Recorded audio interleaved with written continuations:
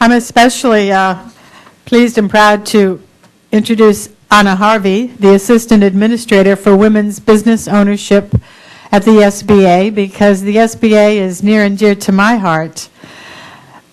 Within her tremendous area of responsibility, Anna oversees the SBA's efforts to promote the growth of women-owned businesses through programs that provide business training and counseling, access to credit and capital, and multiple business and networking.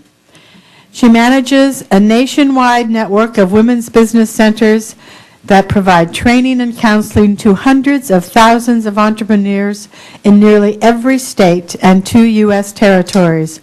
Her office also works with representatives in every SBA district office, that is, in every state of the union, to oversee the operations of the women's business centers and to coordinate services for women entrepreneurs. I'm pleased to present Anna Harvey.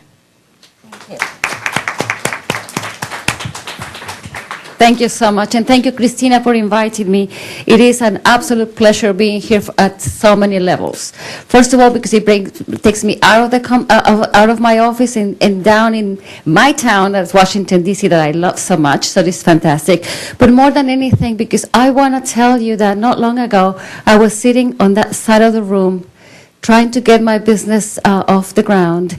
And a couple of things are coming together today in my head. First of all, it's a great pleasure to see Mike Feve, the wonderful attorney. He actually helped me get my 8A certification. So if Michael needs an endorsement, there it is. Michael helped me with the 8A certification. But I just want to spend a few minutes just telling you what the Small Business Administration is actually doing for women. We know that we support small businesses, but my job is to advocate for women. And I actually was quite happy and surprised how my life came together to take this job right now. As I said, I'm from Mexico, and I had a couple of children a few years ago, and I wanted to stay home with them. And that is a very typical situation for women, not only in this country, but just about everywhere. So I had to make some money, and I decided to open my own company from home. We see that many of you have your own companies, and it's a process that we have the drive, we have the desire, and we have the knowledge. But there was something that I was missing when I was doing this, is that I just didn't know how to run a business. And it was very important for me. Now it is very important to know how to run a business. So being an 8A certified company, I got to know the SBA from the outside, and now being in the inside, I have to tell you, Mike, that you must know this, that when I walked into the SBA offices, I looked for one particular person who was my 8A assigned official, and I went to tell him that I hate it with all my heart, because he gave me such a hard time with all the paperwork. But SBA people turn out to be really nice. Now that I'm in the inside. But anyway, I just want to tell you exactly what we're doing. The Office of Women Business Ownership, my office is your advocate within the SBA. We have the procurement offices, and we have the lending and all that, but my office really is just, the sole purpose of my office is to help women, and in many, many different aspects. So we divide this in a way too that we can remember this more easily. We like to divide what we do into the 3 C's. And it is capital, contracts, and counseling. This is very, very important. And those are the three aspects that we cover at the SBA that make a difference for women. I want to start with the counseling first, because a couple of things. Like Betty said, I run 110 women business centers around the country. Well, I don't run them. We oversee them. We fund them. But last year, we trained or counseled about 150,000 women in the country. So it's an incredible reach. And what is it that we do? We really want to prepare that woman to open the business the right way, to finance it the right way, and to grow it the right way. Because there are many different ways to do it. But if you do it, if you improvise, if you're not prepared, the road is really difficult. And I am witness to that.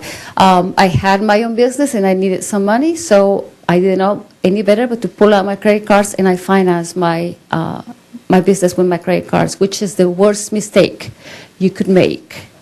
So right now, my job is to tell you there are ways to do things to grow a business, and that's what we're here to help you with. I want to ask Samira Cook to stand up for a minute because I want you to identify Samira. Samira runs the Women Business Centers in the District of Columbia. So I don't do anything but the paperwork. She actually sits down with you and tells you how to do this. I met Samira maybe 6-7 years ago, something like that, when I was working at the Chamber of Commerce. So I know that Samira knows exactly how to guide you through the process of growing your business. So if anything, please go talk to Samira. You talk to me too, but Samira is the one with the knowledge. So thank you, Samira, so much. Okay, so we have info on that. So she will spend the time with you for the counseling and the training that you need. How to read your financials, how to do the spreadsheets, how to do the cash flow. I didn't know that.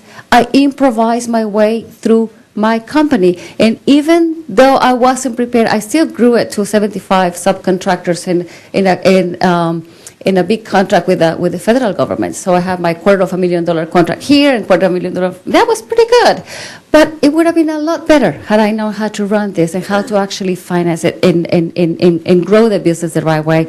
So counseling is very, very important. The Women Business Centers do a really great job, and Samira has been in operations for about 6 months. And she has broken every kind of record that she had set for herself. So it is really, really important.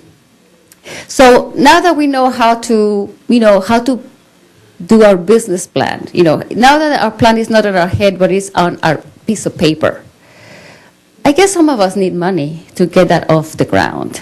So capital is extremely important for many, many of us, because like I said, now my job is to pull you away from the credit cards and try to get you finance your business in a way that makes sense, and it will allow you to grow instead of choking you like it was choking me for maybe 2 or 3 years. So the SBA is actually, I don't know if there's a little bit of a misunderstanding. The SBA does not lend money. We are not a bank. We don't lend money. But I think we do something a little out of the ordinary, and we have a lot of international visitors coming to copy the model, is that we guarantee the loan. So if you go to a bank and you apply for an SBA loan, what we do is, at this moment, we guarantee from 75 to 90% of the loan. That means that if the small business owner defaults, we will pay for it. We're encouraging the banks to lend. It's very, very difficult. I don't know if you remember a few years ago that you would just get all these applications for credit cards, almost 3 or 4 a day. Well, now they're very skittish about lending.